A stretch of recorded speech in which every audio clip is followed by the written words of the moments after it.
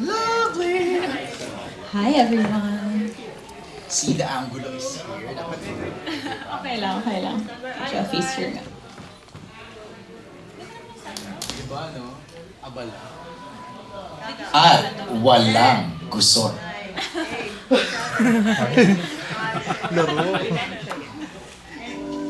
Good afternoon, everybody! We all just witnessed Bella Padilla's network and management contract, and I'd like to welcome all of you to our media conference. Makakausap natin mamaya ng konti si Bella. But before that, we'd just like to say hi to all our kapamilyas na nanonood sa atin ngayon via live stream sa Star Magic and ABS-CBN Entertainment's official Facebook and YouTube channel. At sa inyong panonood, please don't forget to use our official hashtag Bella is back home. Actually, doon ako medyo na-intriga, no? Na-share na niya sa akin yan before, but we'd love to share that or retell that story again to all of you. We celebrate her career milestone as an actress, as a host, and as a creative genius, solidifying her place as one of the industry's most talented artists. Ngayong hapon, we'll have the chance to hear straight from Bella herself. Mga kapamilya, please welcome Bella Padilla! Hello! Hi MJ! Hi everyone! Thank you! I can hear their applauses, pero hawak kasi nila yung mga cellphones nila. Yeah. We're excited to chit-chat with you. Kamusta Same. ang experience mo doon? Nako, ang saya, syempre. We've been waiting for this. For a few months now, we've been keeping it hush-hush. So, today, parang I feel so much relief na just joy. Yeah. Okay, balikan natin yan. Why Bella is back home? Can you share with us? I mean, I feel like everyone has to come home at some point.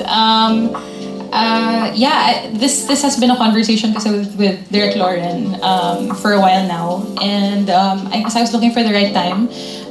It's not even just now. Even a few years back, Derek Lauren and I spoke right after 10,000 Hours came out, and yeah, like 10 years ago, around 10 years ago, and he was asking me like what was next for me because I think he watched 10,000 Hours and he saw what happened to 10,000 Hours. And since I was on the writing team of that, I think he was surprised that I started writing already. And then I got a few nominations because of that film. So he was asking me what my next steps were. And I remember we were in his office here. But back then, I had already signed a contract also. So I just said I want to come back to ABS-CBN. That was the first step.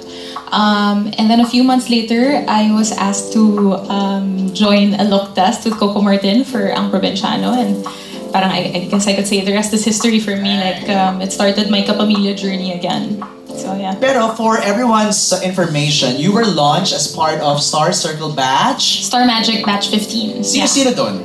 Some of my batchmates were Jessie Mandiola, Max Collins, Sophie Albert, John Avila. Okay. So marami kami. We were about 25 when we were first launched. Habang minimension mo yung mga names, parang ang tagal na nga. Yeah.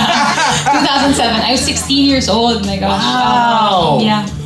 Wow. At ang kinukwento sa akin ni Bella, I don't know if you saw our on-cue conversation, shinare niya yung Center Road is very significant to Bella. Yes, this road between the ELJ and main building is where I was discovered first. I was on a field trip dahil gusto maging newscaster. So my elective nung fourth year high school was journalism, and I remember we went to Philippine Daily Inquirer first nung umaga and then ABS-CBN after. And yeah, I got discovered there. I was handpicked out of my class and Grabe! inoffer ako ng spot sa Star Magic, but back then I was about to graduate, so my mom said no. Okay. And then binalikan nila ako nung pagka-graduate ko na tinawag na yung mom ko na, graduate na po siya, baka pwede na siya today. So, yun. Oh, don't kill me. On the spot. Sample. Reporting. Ay, joke lang! Pero di mo magagamit yun ever? Parang nagamit ko sa isang role, sa 10,000 Hours. Okay, dun lang. I played the journalist na, Okay. yeah. Pero Dun wala pa na lang. yung dream na yon to become I a news mean, anchor. I feel like journalists have such a heavy responsibility to put the correct spotlight on social issues and to relay information to the public in a way that's telling stories. And I feel like I found my own way to tell stories, and that's through TV and film. So, after hearing that story, parang sobrang full circle moment na talaga to sa'yo. Yes. I was telling them kanina nag-full circle ako today. And more circles to come. Yeah. Diba? It's an infinite circle. Dahil sabi nga ng AGs, ang buhay ay parang gulong lamang. Diba? Sample.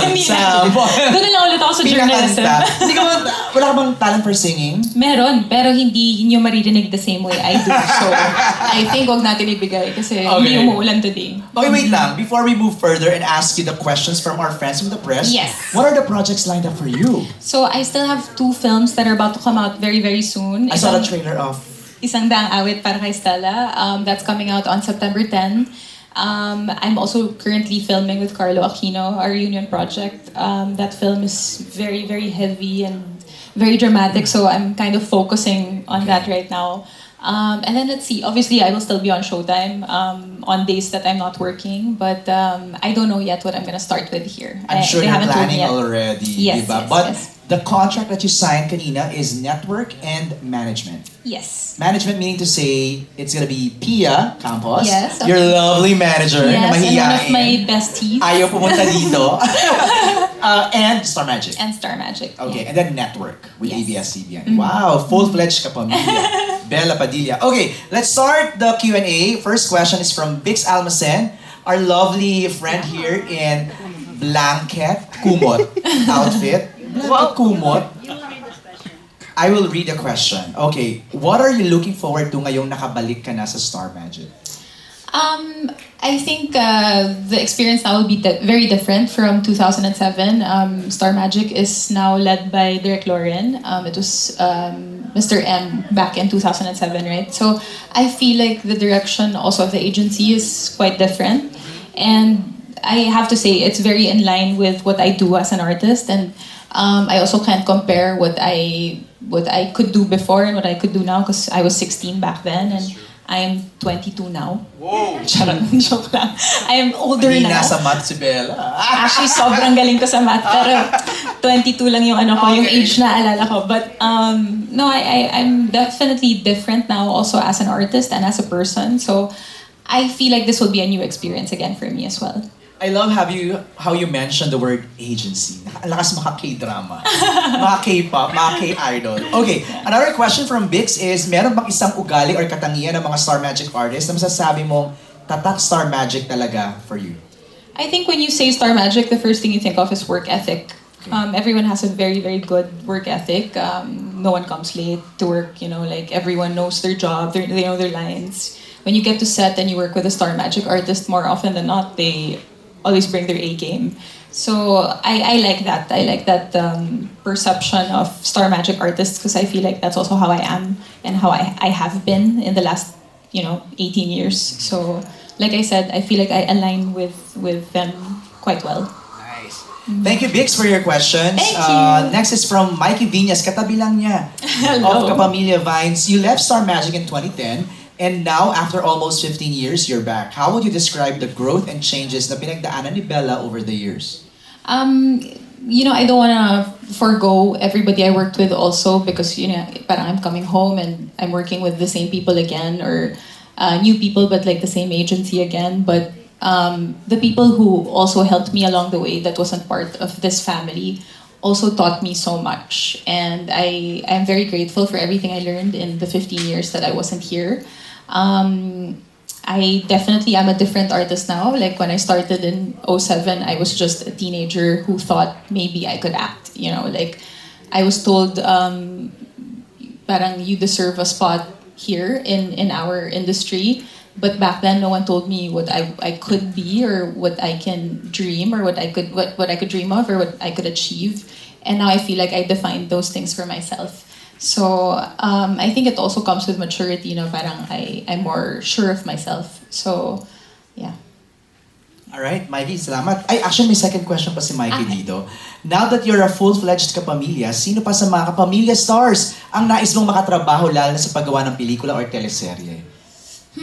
I always get told this na I should work with Angelica and Kim. So I would like to work with Angelica and Kim because they're two of my best friends in the industry. I've never worked with either of them, but they've worked with each other before. Right. So ako, if ever, first time ko sila makakatrabaho. So, Si Kim siguro hosting lang sa Showtime. yeah, sa no? Showtime. Pero yung acting, kasi may pinabasa kasi sa aming script ni Kim last year for a horror film. Tapos may mga sobrang madrama na eksena. Tapos nagtitinginan kami na, paano kaya natin i-shoot to? Feeling ko tatawa lang tayo na tatawa.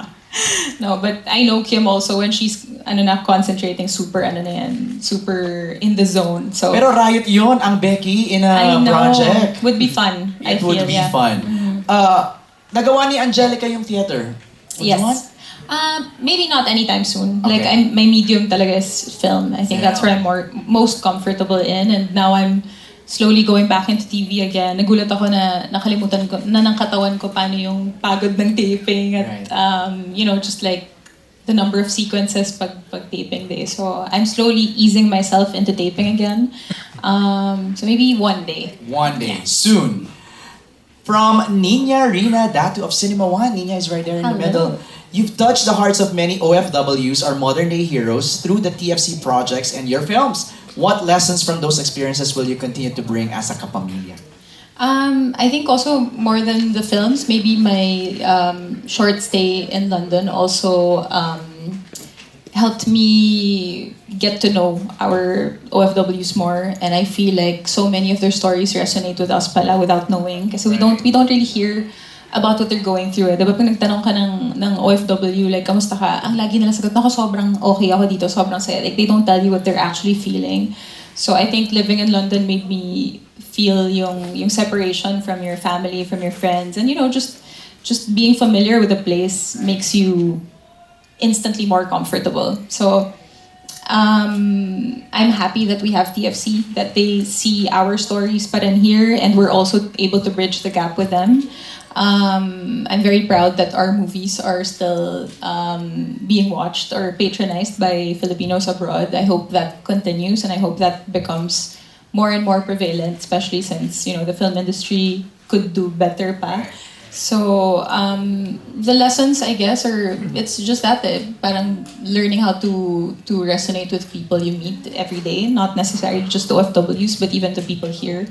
So yeah, No, that immersion in London was a blessing in disguise. definitely, yeah. Diba? Now, pag magsusulat ka ng kwento about our OFWs, alam mo na. Yeah. Diba? Ako lang, OF lang kasi ako dun eh. kasi- Oo. Hindi kasi ako nag-work. So, Actually, nag-bike lang siya. Overseas Filipino lang, nag-bike lang ako. Doon nag-aaral ako. So, OFS. Right. Overseas Filipino student.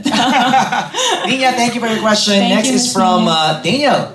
Where's Daniel? There you go. Hello. Daniel of Star Express. Aside from acting, do you still wish to pursue script writing for films and teleseries? And how did you discover the art of writing scripts? Okay, thank you. I don't feel like I specifically pursued writing. That's always just been a part of my life. I started writing way before I started acting, and I'm lucky I was able to carry it over here into this profession. So I started writing for friends first, for when they had films na hindi buo yung script or they felt like may butas konti, they would call me and ask like, how do we cure this scene or how do I bridge this scene to the next one? So I would offer my services for free before and uncredited. Pero hindi na dapat tayo pumapayag ng free and uncredited work. So yun. After that, I started pitching. I was invited to pitch here in ABS-CBN a few times and also to Star Cinema.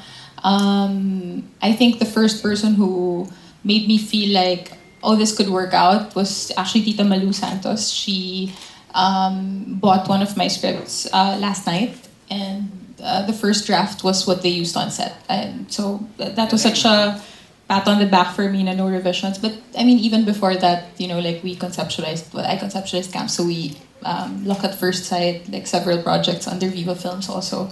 So I don't think this is also a part of me that will ever go away at this point.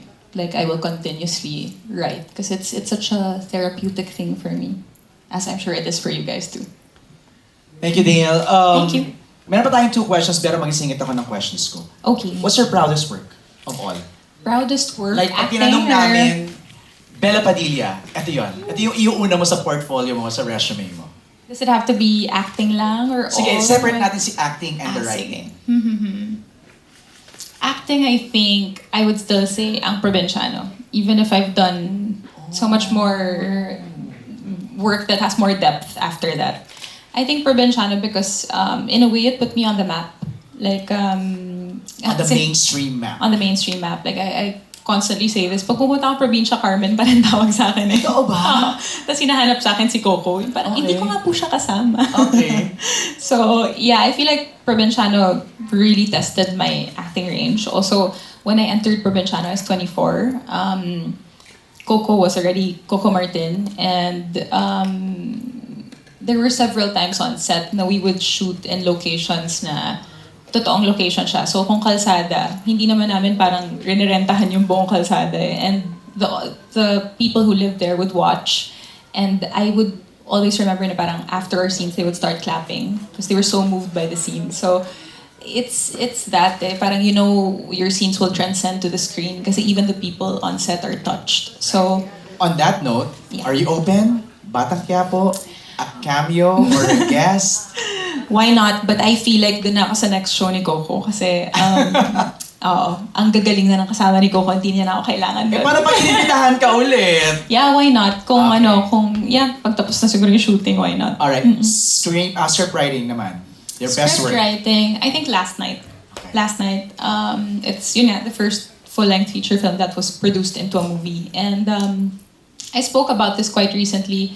I was tagged on Twitter by a person who watched last night recently. They said, "Thank you, Star Cinema, for uploading the full HD version." So I clicked the link, and then I was going through just the interface, and then I saw the first comment was from somebody who posted 10 months ago, and she spoke about how she was supposed to end her life that night, and she decided she felt like maybe I should watch a movie first to calm myself down, and she typed lang Filipino full movies. The first one that came out was last night, and she watched it, and she wrote there that it saved her life, and she decided that God spoke to her through the film. And I'm not a superstitious person. Like I would like to think like a higher being did save her that night. I'm not gonna say my movie saved her, our work saved her, but whatever it is, like if you do something that has an effect like that, it definitely makes you feel better. It also validates your work. So I definitely have films or projects that I wrote that made probably more money or had better critical success, but I value the life of one person more than numbers. So yeah. That is the perfect testament. Yung like ko sinasabi sa mga singers. Yeah. Pag nilabas nila yung kanta nila, it's no longer theirs. Yeah. Just like when you wrote last night. Yes. Nung nilabas mo na at sinulat mo na yan, it's no longer yours. Yeah. No? I believe that. Yeah. Ganda.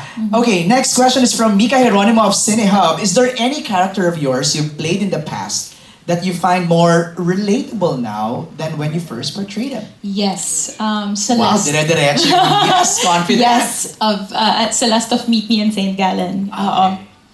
Yeah. Yan na lang yung nasabi ko. Yeah. Please elaborate. I feel like, Celeste left the country. No. No, she's an artist. She was very young and spunky in the start of the film, and then she became a hopeless romantic, and then she eventually, moved abroad to a cold country. Ikaw na ikaw ah. Yeah, it's very me. Sabi ko, kay Direk Irene, life imitates art. I sa Meet Me know. in St. Gallen. So, Yun yung pinaka-perfect. so I think si Celeste ng Meet Me in St. Gallen. I think may kinalaman dyan yung ating last question is from Neil Ramos of Tempo. How is your heart nowadays? Ooh, wow. It is full. It is pumping and thriving. I feel like I'm full of love. It doesn't necessarily have to be the same way we're all thinking of. I'm sure we're thinking the same thing, but I don't feel like I'm lacking right now. Okay. I have so much stuff I'm doing and more stuff I want to do. So I think that's also one of my reasons din parang I don't wanna. I'm sorry. I've known for months that I was gonna sign for today's contract signing. Right. I've known for a while that I would enter this world again and come home fully. I don't wanna commit to people here who take their job seriously and be here half-heartedly. When I do something, I have to do it 500%. So. Because they're promising something to me, I want to promise something back too, and that's my 100% attention. So that's why I still feel like I'm so full of love. And it will be challenging if ipagsasabayin. Yeah. Yeah. You're not lacking, but are you looking? Wow, ganda nun ah. I'm gonna use that, MJ. Yeah. Pinaghandaan ko yan. Grabe si MJ Felipe, wala talagang gusto. You're not lacking, but are you looking? Not right now. Okay. Parang wala. But may kilala ba kayo? But, Oh, naganap! But are you open? Yeah, I feel like, that's the beauty Alam mo of naman, life. Always interesado stay kami open. sa buhay pag-ibig mo eh. Talaga ba? Hindi, wala pa naman. Let's see. Baka after na ng mga sinushoot ko. Right. Nasa kang ganda lang kasi that chapter closed. Yeah, and it this closed one really well, It was such a beautiful ending also. So, yeah. Thank you for sharing. Thank you. Maraming salamat. Once again, congratulations. Thank you. Bella Padilla, please take this moment to share your message to all your fans. Yes. First off, I want to say thank you so much sa lahat ng mga kasama ko today. Today was such a beautiful day. I started early. I even went for a swim today. Alam mo yun, it's a good, beautiful day. So thank you so much to everybody who has been here with me today, my whole team, and to everybody supporting me, and also to everyone watching. I'm so excited to finally work again and to give you guys mapanakit content and movies and shows. So abangan niyo po yan. Yes, at Isang Daang Awit Para Kay Stella is showing September 10. Kasama ko si JC Santos and Kyle Echari, directed by Direk Jason Paul Laksamana. Thank Before I you. say goodbye to you, nakuha mo na yung package mo? Wala pa. Ah? Thank you, Bella! Thank you po. Diba? Photo muna sa gitna, Bella, please. For Dito po tayo sa solo muna. Yes po.